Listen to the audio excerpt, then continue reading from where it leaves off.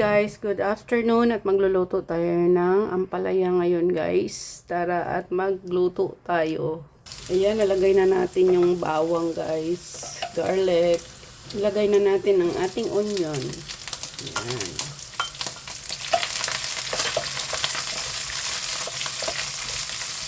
Ayan, marami ang ating onion guys, tapos garlic para masarap.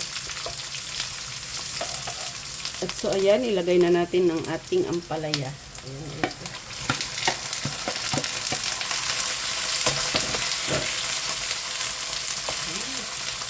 Lagyan natin ng pangpalasa, guys. Lagyan natin ng salt. Ayan.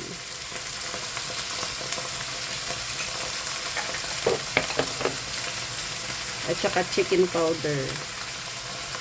Ayan. At halu-haluin lang natin.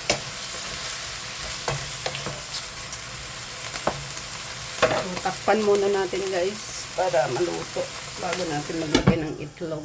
So, tingnan na natin guys. Ayan.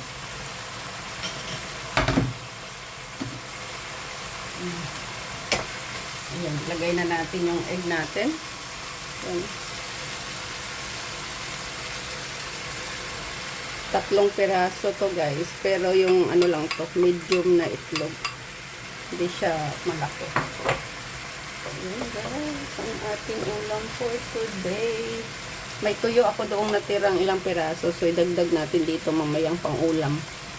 Ayan, balik ta rin natin guys, para parehas sa maluto.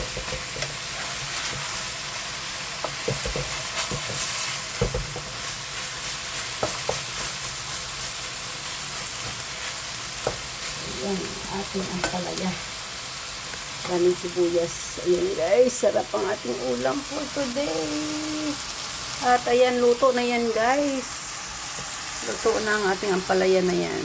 So, thank you so much for watching guys.